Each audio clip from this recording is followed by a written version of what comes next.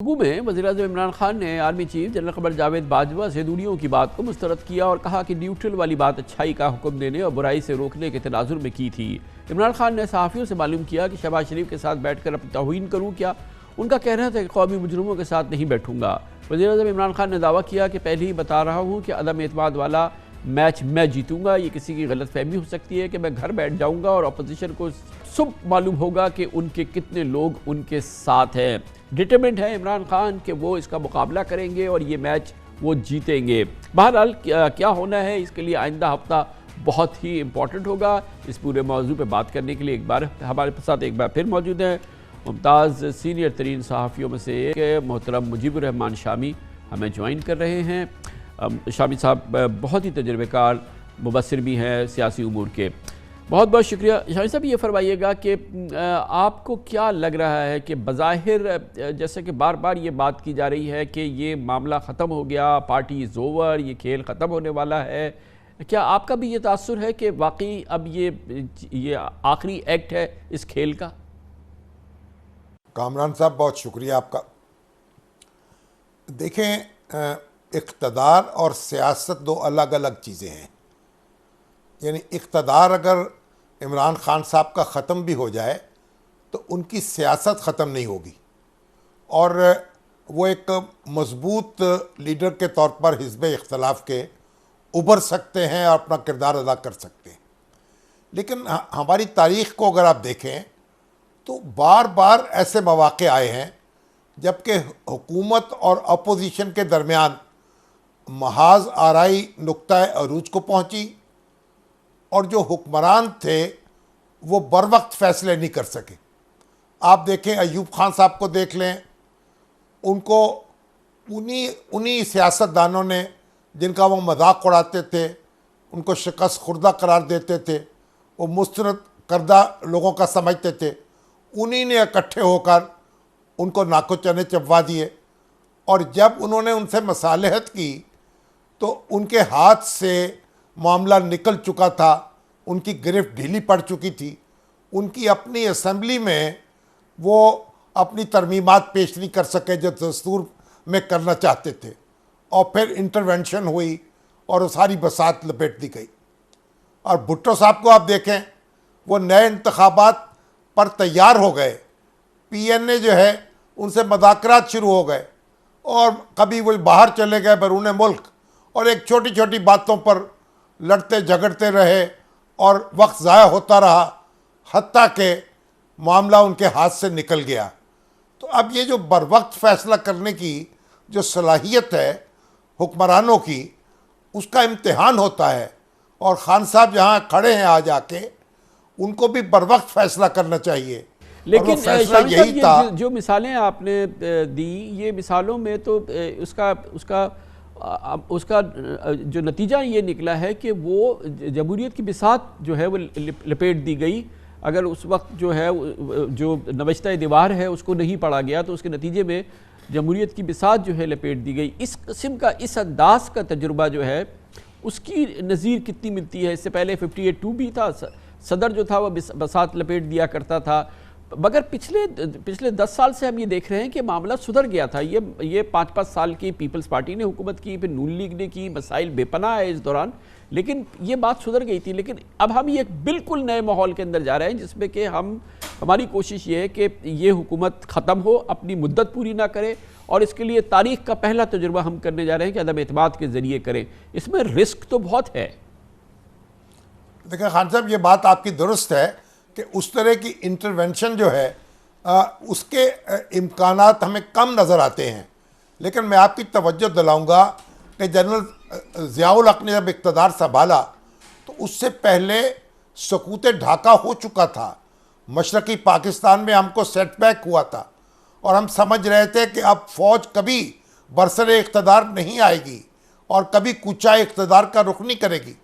लेकिन जो महाजराई इतनी बढ़ गई और सियासी ताकतें जो थी एक दूसरे से इस तरह उलझी, इस तरह गुत्थम गुत्था हुई कि लोग ज़हनी तौर पर तैयार हो गए कि वो मार्शल्लाह को खुश आमदेद कहें। और ये एक नफ्सियाती कैफियत होती है। अगर सियासतदान आखिरी हद तक चले जाएंगे और एक दूसरे को नुकसान पहुंचाते पहुंचाते तो फिर गैर यकीनी सूरत हाल पैदा होती है। बहरहाल अब इस वक्त आप देखें 58(2) नहीं है, नवाज शरीफ साहब के खिलाफ फैसला सुप्रीम कोर्ट का आया तो उनको घर जाना पड़ा। अब तो तहरीक अदम एतमाद पेश हुई है। अब तहरीक अदम एतमाद अगर मंजूर हो जाती है फिर तो और बात होगी, लेकिन जो खान साहब कह रहे हैं कि मैं अब यानी जो अपोजिशन है उसके अरकान जो हैं वो टूट जाएंगे और वो सरप्राइज देंगे, तो फिर तो ये एक और सूरत हाल पैदा हो जाएगी। जो अच्छा, इल्ज़ाम वो आज माहौल में शामी साहब ये एक बड़ी डेवलपमेंट है और दिलचस्प डेवलपमेंट है। चौधरी निसार अली खान साहब एक बहुत बड़ी फिगर है पाकिस्तान की सियासत के, इसमें कोई शक की बात ही नहीं है। सारी ज़िंदगी उन्होंने नून लीग के अंदर गुजारी है। अगर जैसे कि खान साहब ने बताया और अभी एक थोड़ी दिनों पहले उनका परसों तरसों एक बयान भी आया कि वो अब सियासत में आने की सोच रहे हैं, कुछ ऐसा लगा कि वो सियासी तन्हाई से निकलना चाहते। और अगर मिसाल के तौर पे वो, मैं सिर्फ एक हाइपोथेटिकल क्वेश्चन आपसे पूछ रहा हूँ, फर्जिया, कि अगर वो वाकई पीटीआई में शामिल हो जाते हैं और वो नामजद होते हैं चीफ मिनिस्टर पंजाब के लिए, तो ये कितना बड़ा भूचाल होगा पंजाब की सियासत के लिहाज से और अपोजिशन की तहरीक को कमज़ोर करने के हवाले से। खान साहब, इसमें कोई शुबा नहीं कि चौधरी निसार अली जो हैं बड़े एक बावकार और बाकिरदार जो हैं सियासतदान हैं और उनका बड़ा एहतराम है। और लेकिन इस वक्त जो सूरत हाल है, मुझे मुस्लिम लीग नून के अंदर वो कोई मुअस्सर नज़र नहीं आ रहे और पीटीआई के अंदर भी उनको सारे धड़े कबूल कर लेंगे, ये भी एक सवालिया निशान होगा। अगर तो जो इमरान खान साहब ने आज इशारा दिया है कि अपोजिशन की सफ़ों में टूट फूट हो सकती है, अगर ऐसी सूरत हाल पैदा होगी फिर तो यकीनन एक नए इम्कानात रोशन हो जाएंगे। लेकिन मौजूदा सूरत हाल में चौधरी निसार अली साहब का आना एक धमाका तो होगा और ख़ान साहब के साथ वो खड़े होंगे तो यकीनन लोगों की तवज्जो उस तरफ मबजूल होगी, लेकिन वो कोई फैसला कुन किरदार अदा कर सकेंगे या लोगों को बहुत बड़ी तादाद में अपनी तरफ मुतवज्जो कर सकेंगे, इस बारे में कहना जो है बहुत मुश्किल है। मुजीबर रहमान शामी साहब हमारे साथ मौजूद। ये बज़ाहिर इमरान खान साहब को ये यकीन है कि जो भी उनकी जेब में पत्ता है या उनके पास जो भी उनके पास जो भी इस वक्त गीदड़ सिंगी है, वो उनको ये यकीन है कि ये बिसात उलट देंगे वो इस तहरीक अदम एतमाद की, चाहे वो नंबर्स के हवाले से करे या वो उनके पास कोई और इस सिलसिले में हरबा है या कोई उनके पास इस सिलसिले में कोई जैसे मैंने कहा गीदड़ सिंगी है। लेकिन बहरहाल ऐसा लगता है कि ये वो उनको इस बात की उनका यकीन है कि ये काम नहीं हो पाएगा। आइंदा हफ्ते उनकी हुकूमत तहरीक अदम एतमाद के नतीजे में ख़त्म होने वाली नहीं है। आपके ख्याल में ये सिर्फ पॉस्चरिंग है? आपका अपना अंदाज़ा क्या है ये पूरे माहौल को देखते हुए? क्या ये बिसात हफ्ते 10 दिन में उलट जाएगी? देखिए खान साहब, अगर अपोजिशन की सफ़ों में दरार पड़ती है तो एक तो ये सूरत हो सकती है और दूसरे ये कि सुप्रीम कोर्ट से कोई ऐसा फ़ैसला आ जाए जिसकी वजह से वोट देना मुश्किल हो जाए उन अरकान के लिए जो मुनहरिफ हैं पीटीआई के। इसके अलावा कोई तीसरी सूरत तो मुझे नज़र नहीं आ रही जिससे बसात को उलट दिया जाए। और आप देखें खान साहब जो हैं, हमारी जो पीटीआई है उसमें कमोबेश 51 अरकान ऐसे हैं कौमी असम्बली के जिन्होंने 2018 में पीटीआई को ज्वाइन किया था और वो दूसरी जमातों से आए थे और 5 तो उनमें ऐसे हैं जो आज़ाद इलेक्शन लड़े थे, इलेक्शन जीतने के बाद पीटीआई में शामिल हुए। तो ये इतनी बड़ी तादाद में ये जो लोग हैं जिनको हम इलेक्टेबल्स भी कहते हैं बॉसों को, तो ये तो इनकी एक हैसियत अपनी रहेगी और इनको सारों को विन ओवर करना बहुत मुश्किल होगा। हाँ, अगर आप अपोजिशन जो है वो अपने लोगों को ना संभाल सके तो फिर मामला मुख्तलिफ होगा। बात जो भी सूरत हो, मेरा ख्याल है कि अब इंतखाबात जो नए हैं वो दस्तक दे रहे हैं हमारे दरवाजे पर।